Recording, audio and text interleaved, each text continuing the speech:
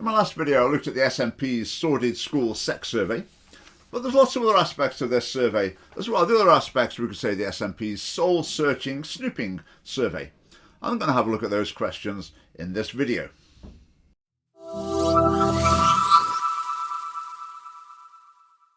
So here it is, Scottish Health and Wellbeing Census 2021. The copy of the questionnaire I've got is for senior pupils, but the questions I'm talking about in this video, I would imagine they're being used for all ages. So here we go. You can see here you enter your Scottish candidate number here, which makes you identifiable. So if there are any concerns, they can trace them back to you and take action. It says that on the questionnaire. So let's look at some of these questions. I mean, first of all, some of the questions they ask are perfectly sensible things. They're things that it's relevant for the government to want to know about, and there's no problem with asking those questions. But there's just some I'll point out to you. You can see what you think about them. How about this? I feel like I have a choice in what I'm learning in school. That's a big thing with the curriculum for excellence. You know, children have to choose everything. The teacher doesn't say, this is what we're doing today. The children have to say, oh, well, I think I feel like learning about this today. And another child might say, oh, I don't. I want to learn about something different instead. Which sounds to me like the recipe for chaos. Now, obviously, there's a sort of happy medium there. But asking this question, what's going to happen with the results? They're going to say, oh, a lot of children feel they don't have a choice in their learning, which will undermine attempts to have a clear, structured curriculum with objective tests and exams at the end of it. So you can see how the results from this are going to be used in the future. My teachers listen to what I have to say. Now, how will the average teenager interpret that? What does it mean by listen? Does listen mean do what you want them to do? Probably a lot of children will take it like that. But you can see, again, the results will come out, and it will be such and such a percent of young people feel that the teachers don't listen to what they have to say. So the message to teachers will be, you know, you've got to listen to what they say, you've got to do what they say. Whatever a pupil wants, you've got to take that more and more seriously. And the idea that they have to take what you're saying seriously, well, we're not too bothered about that, are we? So again, this is sort of subtly undermining the authority of teachers. I feel like my teachers treat me fairly. Okay, teenagers, how many teenagers are going to say, no, they don't? My teacher picks on me, which is probably, in 99% of cases, complete nonsense. It's just that they misbehave and the teacher deals with it appropriately, or they probably deal with it ineffectively and weakly in Scotland, because that's what the government imposes on teachers. So I feel like my teachers treat me fairly. Again, it's undermining teacher authority. It's saying to the pupils, you're the judge of your teachers. You're the judge. If you feel they're teaching you unfairly, we want to know about it and we'll sort those teachers out for you. Again, so the result will be, you know, X percentage of pupils feel their teachers treat them unfairly. Therefore, we have to have even less punishment. There have to be even more restorative. And teachers just can't put their foot down. Everything's got to be democratic and negotiated, etc. Right, next question. My parents or carers really care about my education.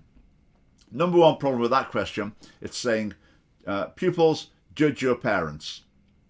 Give feedback to us about your parents. That's out of order. That shouldn't be happening. Now, in like 99.7% of families, the parents actually care about the young person's education more than the young person does. The parents are wishing they would take it more seriously and work harder, be more committed to it, whereas that the young person's, you know, not really that concerned about it. That's the situation in the vast majority of families. But it is prying into family life, and it's inviting children in a way to assess their parents. I am confident to speak up in class, ask questions, and share my opinion. Now, with the curriculum for excellence, of course, a quarter of the objective is to produce confident individuals, and that's what they're trying to assess. So again, they'll take the results and it will be X percentage don't feel confident speaking up in class. That might just be a personality thing, you know, or it may be that they're just really not very good at certain subjects. So they're a bit reluctant to offer an answer because they're worried they'll be wrong. So they're perfectly normal things that a teacher can deal with. But the answers to this question will be taken as evidence. There needs to be even more emphasis on boosting the confidence of young people in school. Now, the way you boost the confidence is you provide a good education, so they achieve in various spheres, and that boosts they're confident, they have positive interaction, there's good discipline, so the children are treating each other well as well. But what this will be taken to justify is we need more lessons in confidence, which basically I don't think work. Right, most of the time I am happy in school. Right, think about yourself at school. Were you happy most of the time? Double maths lesson? Were you happy in that? I was quite happy in that. Probably a lot of people weren't particularly happy in that. And in French lessons, I mean, they were a form of torture for me, I would say. I mean, was I happy most of the time? Or was I just sort of, okay, it's fine. Or sometimes I wasn't very happy. Sometimes I was bored or whatever. But the result from this will be taken. X percentage of pupils are not happy. Therefore, we need more happiness lessons. Therefore, we need to expect pupils to do less work. We need to say to pupils, what would you like to be doing at school that will make you happier? That's the way the results will be used. Right, I feel positive about my future. I would imagine most young people, on reading that question, they think, I don't know, I've never thought about that. And that's a pretty big question to ask someone, isn't it? Are you positive about your future? What, I mean, to the end of next week? Rest of your school days? Rest of your education? Rest of your life? I mean, what's that mean? Asking people to say that? Are you positive about your future? I mean, let's say someone puts, no, not at all positive about the future. Now, if that was in a conversation, that would be something you would explore and look into. But if you're just writing that, ticking a box at the computer, and there's going to be no human interaction, I mean, is that really helpful? Is that the way you want to deal with this sort of core issue? I suggest it's probably not. How pressured or stressed do you feel by the school work you have to do? Now, the general trend in Scottish schools is that generally academic expectations are going down. Pupils are expected to do less work, and basically, so they're not working as hard. Meanwhile, they're feeling more and more stressed and pressured about the work that they are doing. That's the general pattern. That's the trend. And this question will be used to accelerate that trend, because X% will say they feel very pressurized about their work. Now, I would argue for a lot of pupils, particularly in these exam years, if they're feeling pressurized about their work, I tend to think, good. That's the way you should be feeling. You should be feeling there's a lot of pressure, and the answer to that pressure is to really get down and work hard so that you can do well in your assessments, in your exams, or whatever. But this will be used to say, oh, look, they're very stressed, that's affecting their mental health. So we need to reduce the academic demands. And it'll just accelerate moves in that direction. Right, how about this question? Tick the box. My life is just right. My life is just right. I mean, do you feel your life is just right? So you're asking young people again, their first response will be, what? I don't know, I've never thought about that. What about my life? I mean, is my life perfect? No, is it just right? So don't know. I mean, do the results from that really mean anything? They'll be taken to mean, there's a real mental health problem and we need to have even more lessons about getting your life just right or whatever. But I'm not sure that question is actually going to reveal anything useful. Right, I wish I had a different life. So, 15-year-old boy, do you wish you had a different life? Yes, I wish I was a professional footballer. So yes, I wish I had a different kind of life. Then the academics will look at that and they'll say, oh, look how depressed all the people in Scotland are. They wish they had a different kind of life. So whatever can we do to solve this, this identity crisis, this mental health crisis in Scotland schools?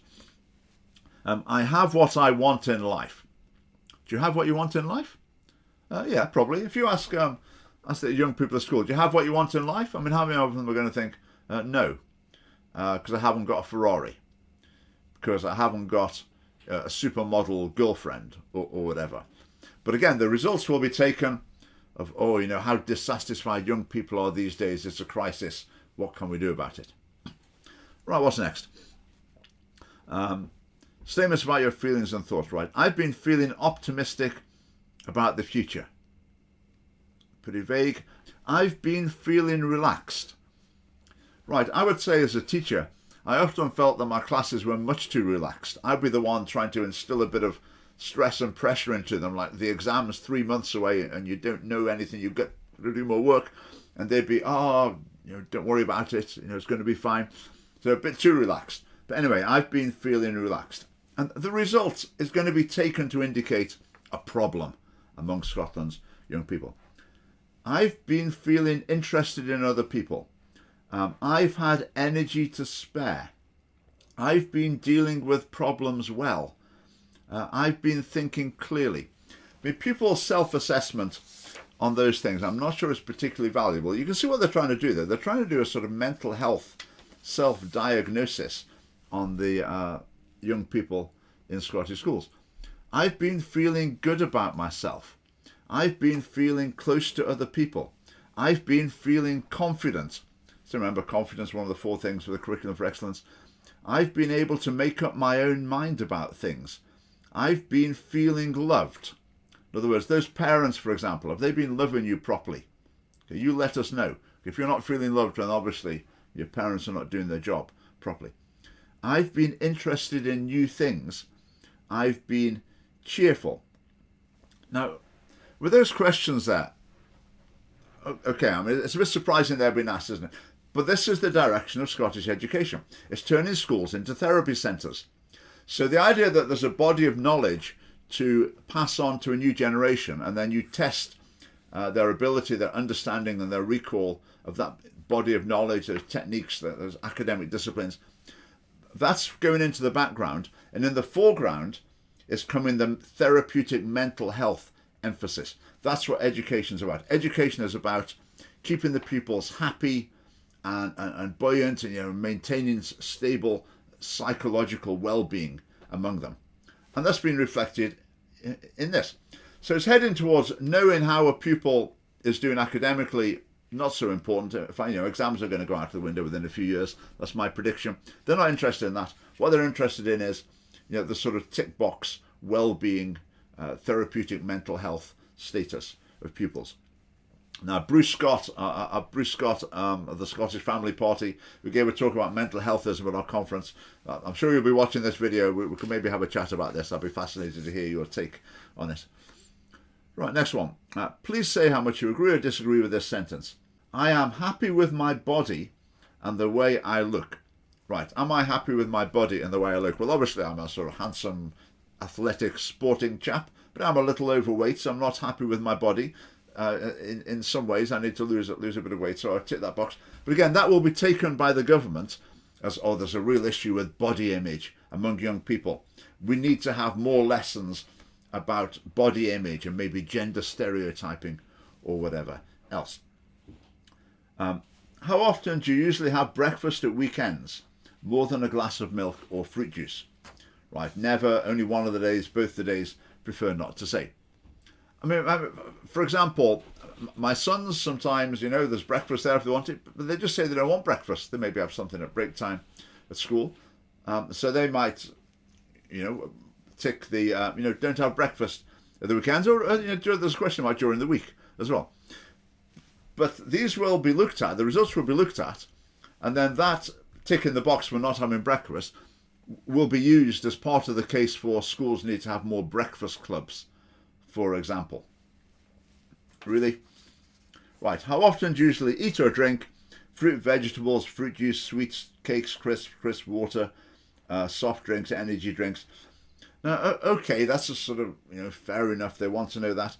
Part of the problem with it is it does assess your family as well. It's giving the state an insight into your family life and the way your parents looked after you to some extent. There's a question about how often do you have meals together in your home as well, which again I would say is sort of prying into family life unnecessarily. Right, the next one. Some children or young people go to school or to bed hungry. How often does this happen to you? Always, often, sometimes, never. Prefer not to say. Now again, in a very small number of cases, that might genuinely be an issue, that pupils are sort of undernourished. But going to bed hungry? I mean, going to school hungry? I mean, sometimes someone might, they might be on a diet, so they deliberately don't eat anything in the evening. They feel just a bit peckish when they go to bed. So you see, this questionnaire is always going to amplify problems because it's putting in pupils that don't really have any serious problems. It just happens to be, they're on a diet, or they're trying to not eat in the evenings or whatever. And that's going to be added in to the number where there might genuinely be a problem. So it's going to exaggerate the scale of problems. But on the other hand, I mean, that could be a sensible question. There could be some useful information to gain from that. But I suggest the question needs to be made a bit more clear to try and identify pupils for whom this is a real problem that needs to be addressed. Right, the next questions ask about adults, such as your parents. Carers, grandparents, teachers, youth workers, sports coaches, scouts, guide leaders, etc. Right, adults are good at listening to what I say. So part of that question is inviting children to assess their parents. Are your parents any good at listening to you? Okay, that's out of order. That's inverting the proper relationship. Parents should ask about how good school is, how good your teachers are. Teachers should not ask about how good your parents are. Okay, that's wrong. That's undermining the proper family relationship. Right, adults are good at listening to what I say. And you've got to give an answer based on parents, carers, grandparents, teachers, youth workers, sports coaches, scout guide leaders, and whoever else you can think of. So in other words, assessing adults in general, give them a rating. I mean, that is completely and utterly meaningless. And the result that you get from that can't be used in any useful sense. But I'll tell you the sense it will be used from this, because some people will disagree, and it will be used as evidence that we need to push the children's rights agenda even more. Because one of the central planks of that is adults have to listen to children. Rather than telling them what to do, they have to listen to them and negotiate, etc. So this will be used as evidence that adults need to get the message that they need to listen to children more. And by listen, they mean don't tell them what to do, negotiate, every household becomes a democracy, etc. Right, adults are good at taking what I say into account. Again, the adult world in general, adults in general. So whatever the result is, no matter what percentage say they disagree with that, it will be used as evidence that we need more children's rights campaigning. In other words, adults in general need to be told to take into account what children say more.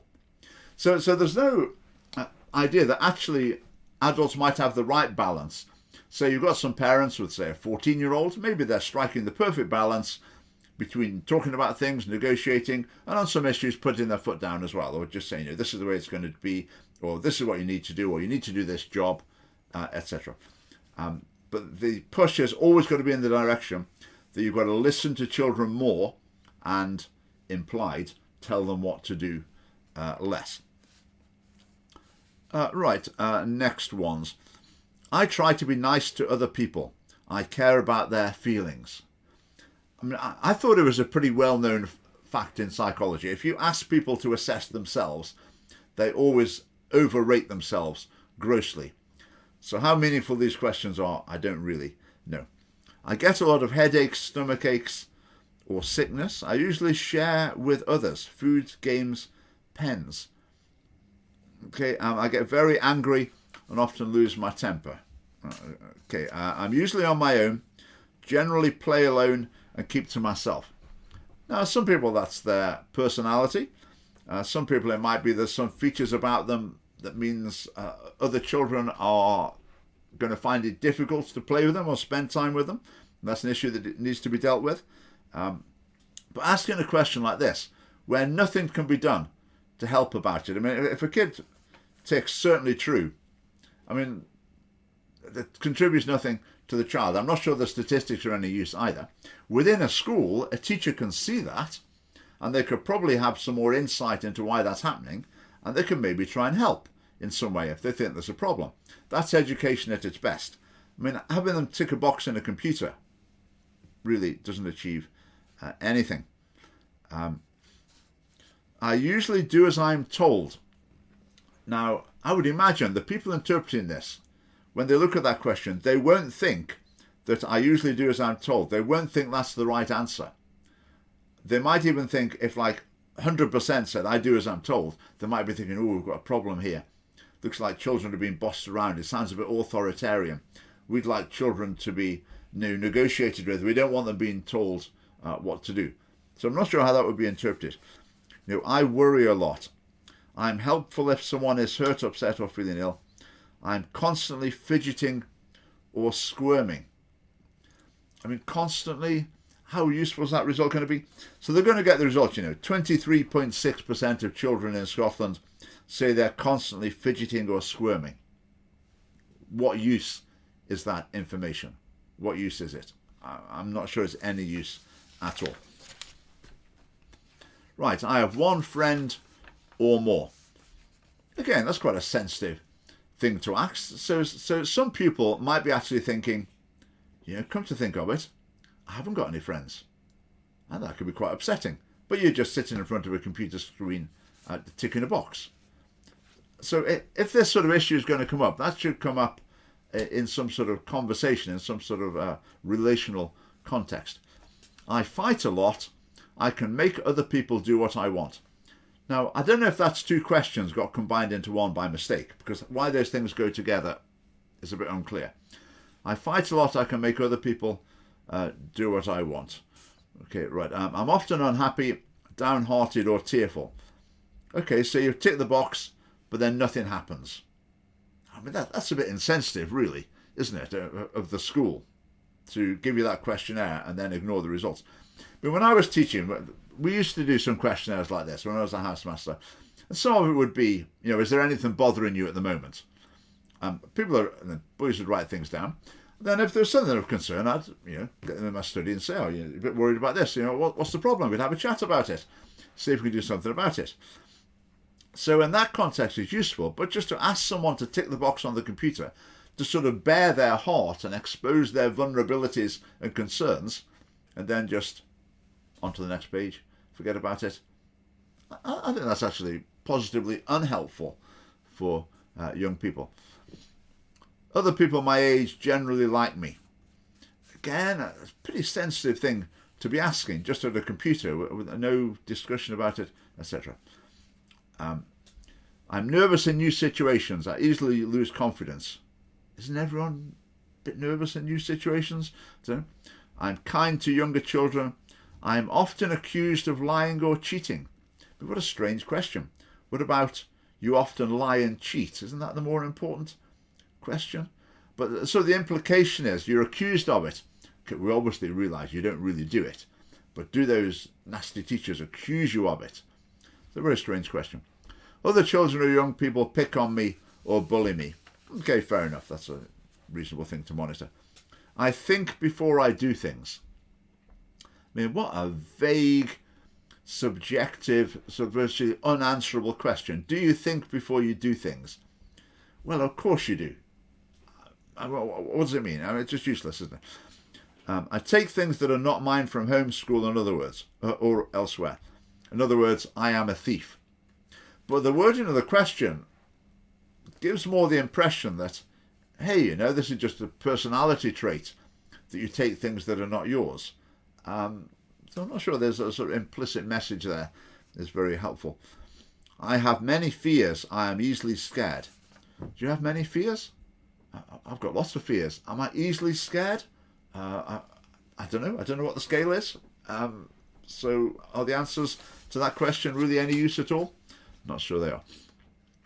Right, there's a big section about basically social media addiction, which is fair enough. The government wants to know about issues with social media. And the questions are all negative. They're about potential problems with social media. So again, it doesn't matter what the answers are. Inevitably, it will provide evidence that social media is a problem with young people, which it is in some ways. I would say there's no positive questions, though. There's no social media helps me to keep in touch with my friends. Social media enables us to have fun and enhances our relationships. There's no positive aspect of it at all. So from the questions they've asked, there's only one possible outcome. And the outcome is social media is a problem. Okay, that's going to be the result before anyone even ticks a box. That's the only possible conclusion that they'll come from it. Because positive aspects, I say, are not investigated at all. Right, how often do you feel left out of things? That's included as one of the Shinari indicators. How often do you feel left out of things? Again, so vague, so subjective. It might be that you're left out of things because someone might be a bit of an awkward character in some ways. Maybe they rub other people up the wrong way, and it means people don't want to include them in their activities because they just cause trouble and they spoil it. But anyway, how often are you left out of things? Now, I would say as well for young people, when they answer these questions, they can sometimes, their reasoning can be very unusual. So when I was teaching, and housemaster in particular, we'd sometimes do questions like this, partly because the inspectors wanted us to, and partly because it was a good way of just finding out if there's any issues we needed to address. But I remember one time there was a question, I can contact my parents whenever I want to. This is in a boarding school. I can contact my parents whenever I want to. And the inspectors would have that as a question. They'd be very keen on that. Remember one pupil put, definitely not. So I said to him, what are you talking about? You've got your mobile phone. You can phone your parents, phone them every day if you want to. And he said, no. I can't contact my parents whenever I want to. I can't phone them up in the middle of a lesson. And you think, oh, come on, that's not what it means. So I think young people's interpretation of questions and their reasoning behind their answer can be very different from what adults are imagining it's going to be. How often do you feel lonely? Well, again, that's that sort of personality thing. Does everyone feel lonely sometimes? But again, whatever the answers are, it's going to be taken that there's a problem, and the solution will be, we need lessons on loneliness or making friends or whatever, which I'm not sure is really what helps. How easy is it for you to talk to any of the following people about things that really bother you? So you've got to sort of assess them for how approachable these people are. Friends, okay, your mum and your dad. So give them a rating for how easy it is to talk to those people. Again, children should not be being invited to assess their parents and say if that basically are they any good or not, and also to compare them. Who's easier to talk to, your mum, your dad, or the teacher, or the school counsellor? Okay, that's totally out of order to be asking that. Now, when pupils answer that, they might say, oh yeah, talking to the school counsellor or talking to the teacher, that's much easier. Because when I say to the school counsellor, yeah, I've started smoking cannabis, and I'm not feeling very well about it, but I want to keep doing it because all my friends are doing it and that's cool. The school counsellor might well say, okay, let's explore how you're feeling about that. Whereas mum and dad might say, what? You idiot, what are you doing that for? That's going to be really harmful to you. You need to stop doing that. Look, right, what can we do? We've got to sort this out. This is a serious problem. Right, which person is easier to talk to? The person who might be easier to talk to is the person that doesn't challenge you. The person who just indulges you and basically is not too bothered if you go down a harmful path. Whereas the people who really love you and care for you, they're more likely to be challenging and to say, no, this is not a good idea. You need to change here. We've got to do something about that. So that could result in them being downgraded. So when the results of this are published, it might be that school counsellors beat mum and dad in the sort of approachability index. So it's out of order that the question's been asked, and the results will be misleading in any case. So what do we conclude here? Well, we can see the therapeutic mental health counselling sort of emphasis coming through, because in Scotland increasingly that's what education is all about. It's not about academic learning or character development. It's about mental health and well-being. That's the central thing. And the definition of mental health expands and expands and expands to cover more and more aspects of just ordinary daily life. But as far as I'm concerned, in a school, pupils should be busy learning, being challenged in their studies, they're playing games, engaging in other activities, performing in various ways. And okay, occasionally there will be some sort of issue that comes up with the pupil, and the teachers, maybe specialist staff, will help with that problem. But that's just a side thing, ad hoc as necessary. Whereas in Scotland, they want to make that side front and centre of education, to the point where it's starting to push out the other activities. So academic learning, pushing students hard, challenging them to stretch themselves academically. Oh, we don't want to do that because that might harm their mental health. Okay, having sports competitive sports. Let's see how well we can do. We might win, we might lose. Oh, right, that might undermine their well-being. It's probably best not to do that. So the emphasis and the time, the energy is shifting towards this sort of self-indulgent, self-assessing, navel-gazing, well-being sort of agenda. And as I said at a few points, this questionnaire will be used to justify even more moves in the same direction, because it's going to generate alleged evidence of basically well-being concerns, mental health concerns across the pupils of Scotland. Therefore, schools need to move even further in the therapeutic direction. Whereas I believe constantly inviting pupils to introspect. Are you sure you're okay? Are you worried about anything? Are you feeling included? Are you feeling happy today? Are you feeling positive? If you constantly invite people to look at those things, rather than getting on with purposeful activities, then you're creating the very problems that they're alleging to be trying to solve. The other major problem with it is inviting young people to judge their parents. And that is an interference in the proper family relationship. Okay, because it implies that the hierarchy is that you're here, your parents are here, and then above assessing your parents is the school, is the government. We're the ones that you can tell us if you think your parents are not doing a good job, and if necessary, we'll come and sort them out and give them a bit of advice. So they'll be able to do it properly, as we know how, and we assume you know how as well. I mean, basically, you can see through this as well. It's the spirit of the named person scheme alive and well.